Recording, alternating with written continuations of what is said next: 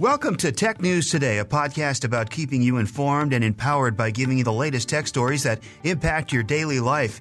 It's Wednesday, January 16th. I'm Mike James. Coming up in a bit, it looks like you might have to once again replace your iPhone chargers. Plus, you're going to have to pay extra if you want to keep Netflix.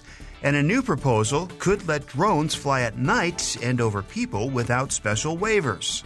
We'll get started in just a moment. First, we'd like to recognize our partners who help make these Tech News Today podcasts possible.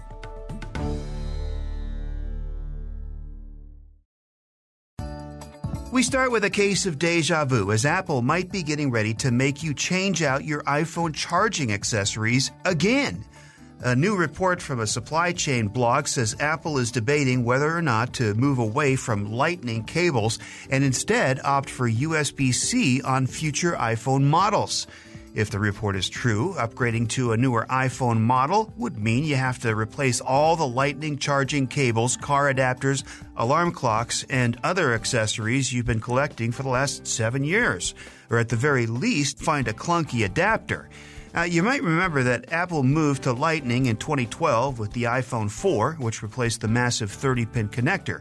But 2 years later, in 2014, the USB-C cable debuted and has since become a universal option among many Android phones and laptops. The writing might already be on the wall where Apple's stance is concerned. The latest model of the iPad Pro released last year has a USB-C port. And speaking of costly replacements, Apple ended up replacing millions more iPhone batteries than usual in 2018. At least that's what Tim Cook reportedly said in a recent internal Apple meeting. Remember when Apple started throttling the speed of older iPhones because of aging batteries?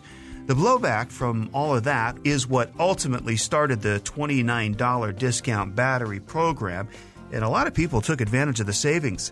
So in a normal year, Apple replaces about 1 to 2 million batteries. During the program, they replaced 11 million. And when people could replace their iPhone batteries cheap while fixing performance issues, that means people were happier to keep their existing phones instead of upgrading to the latest and greatest. And that snowball effect seems to have hit Apple in the face, equating to lower iPhone sales. Just ahead, how much do you love Netflix? Hopefully it's enough to pay a little bit more each month. Right now, let me tell you about our partners at Capterra. It's been 30 years since the World Wide Web was invented, and I bet some of you are still using old, outdated software. Set yourself up for success with the new software for your business at Capterra.com. As America's digital pro, Kim gets asked about this all the time. What is the best software for someone's business? And she refers people to Capterra.com. Capterra is the leading free online resource to help you find the best software solution possible for your business and discover everything you need to know to make an informed decision. Search more than 700 specific categories of software. Everything from project management to email marketing to yoga studio management software. Join the millions of people who use Capterra each month and find the right tools for their business. Visit Capterra.com/Kim today to find the right tools to make 2019 the year for your business. Capterra.com/Kim. That's CAPTERRA.com/Kim. So how much is Netflix worth to you? It's something you're going to have to decide since the price is going to be going up soon. The No HD Single Stream Basic Plan is going up by $1 per month from $7.99 to $8.99. The other tiers are going up too by $2 a month. That includes the standard plan, which will increase from $10.99 to $12.99, and the premium, which will now be $15.99, up from $13.99. Netflix says the price increase is at least in part because of the cost of all their original programming. Their last price hike was in October of 2017. The new pricing is in effect now for new subscribers and will roll out for everyone who already has an account over the next 3 months. So now you may have to ask yourself how high Netflix can go before it's time to move on.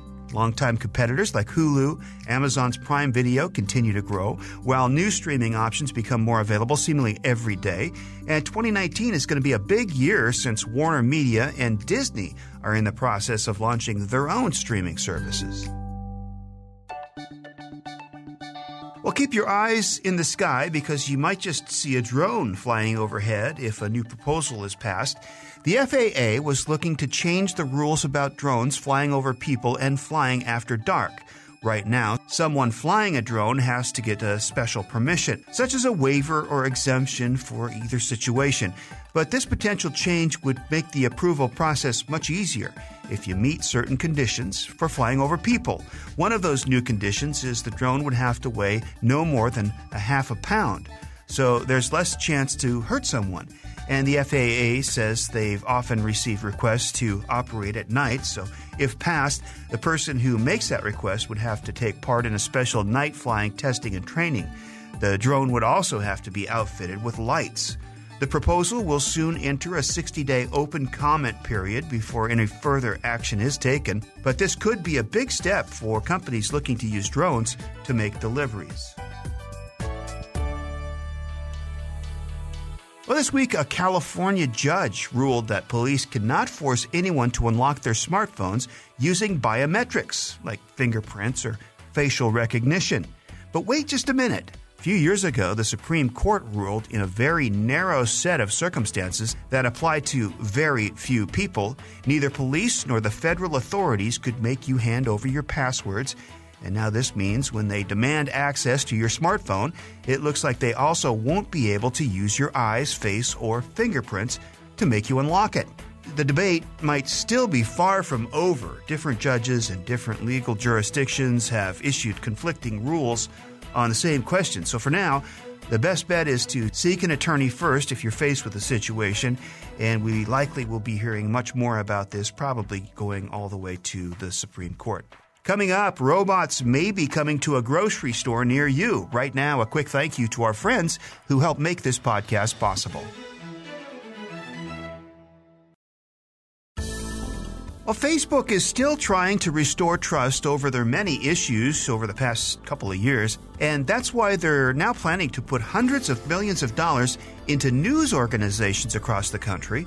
They're planning to invest $300 million over the next 3 years as a way to boost local newsrooms. Facebook has already spent $20 million expanding their local news partnerships, but they'll also be handing out millions to nonprofits like the Report for America. They hope the funding for that group is successful in placing about 1,000 journalists in local newsrooms over the next 5 years. Last year, a Pew Research study found that social media replaced newspapers as the most popular news source among U.S. adults, and it shows. Nearly 2,000 local papers have closed or merged since 2004. Well, if you happen to see a robot roaming the aisles of the grocery store the next time you're there, well, don't worry. They're just doing their jobs. Giant Food Stores is a chain with about 170 locations, mostly in the Northeast, mostly in Maryland. Well, now they're bringing a googly-eyed robot named Marty to help out. One of these robot assistants will eventually be in every one of these stores, going aisle to aisle, looking for spills or other hazards. And if they do find something, they'll warn you and make an announcement over the store's PA system. They were tested in 2 Pennsylvania locations last year, and it was apparently successful. But Giant says they're not replacing human workers with robots. They want the robots to give store employees more time working with people shopping in the stores. Marty Robot is expected to be in every Giant store by the end of the year. And they're not alone. Walmart hopes to have autonomous robots that scrub floors in their stores across the country by the end of this month. And they're also testing other robots for tasks like making sure the pricing is correct on the aisles. By the way, once you're done listening to our podcast, do us a favor, give us a good rating wherever you're listening to us. We appreciate that. It helps more people find us.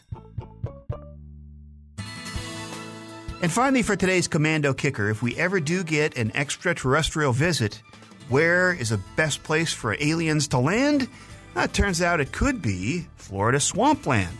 Of course. One Google Maps user recently reported a mysterious UFO sighting in that area, and even when zoomed in, it's difficult to figure out exactly what the shape is. The area where it appeared is also just outside of Bermuda Triangle, which has historically been shrouded in mystery. So is it a sign of visitors from another world or just another hoax? You be the judge. And for more fun and interesting facts, go to Commando.com and search for the Commando Kicker. That's your tech news for today. If you want to win great prizes like the Commando 2-in-1 tablet and laptop, or even a Commando Bluetooth speaker, simply become a Commando ambassador. If you love getting the Commando free email newsletters, you can share it with your friends and family who will benefit from valuable tech and the digital life hacks. Invite them to get the free email alerts. And more people you invite, the more they sign up and the more prizes you win. Just go to Commando.com/ambassador to learn more.